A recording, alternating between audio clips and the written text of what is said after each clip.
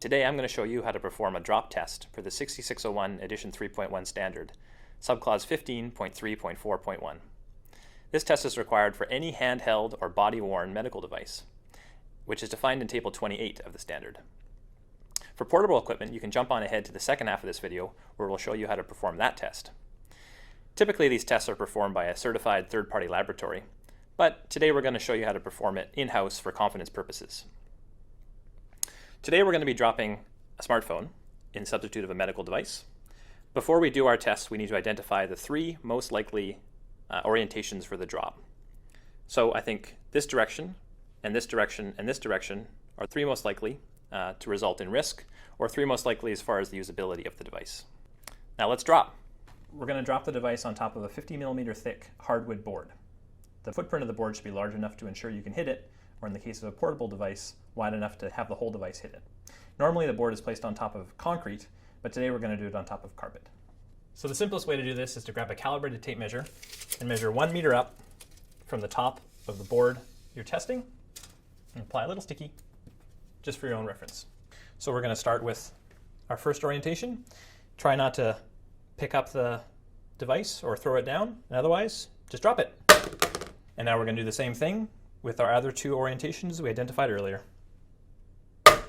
And lastly,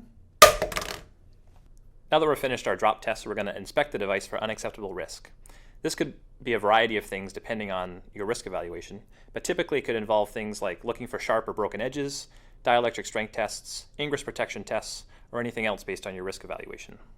That was the test for handheld or body-worn equipment. For portable equipment, we're going to test following 15.3.4.2, starting now. For portable devices, we're going to use the same 50mm thick piece of hardwood placed on concrete. Today we're going to be using a laptop as our portable device. There are some differences between this test and the handheld or body-worn test we did in the first half of this video.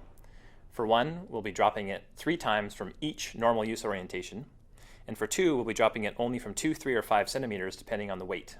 The weight and drop height relationship is defined in Table 29. After we're finished our testing, we're going to inspect the device again for damage. Again, this could be a visual inspection, or it could be a dielectric strength test, or an ingress protection test, or any other test that you deem necessary based on your risk analysis for basic safety and essential performance.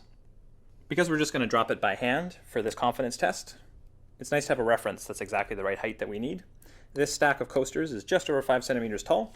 I measured it before we started filming, and so I'm going to use this as a reference for the drop. And so it's pretty simple. You lift it up in the orientation you want to start with, and you just drop it. Now because this is a portable device, we need to drop it 3 times from each normal use orientation. Now a laptop is typically only carried in a couple orientations, and so we're going to drop it 3 times from the orientation that's the most normal. That's 2. That's 3.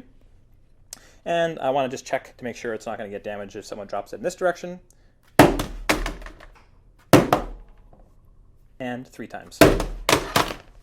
So we've identified this normal use orientation and this one. I also want to test just to make sure if someone drops it in this orientation, it will be secure.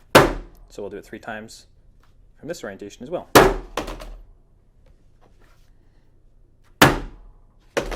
For the orientation that maybe someone's walking around with it open, we're going to test it in that direction too. I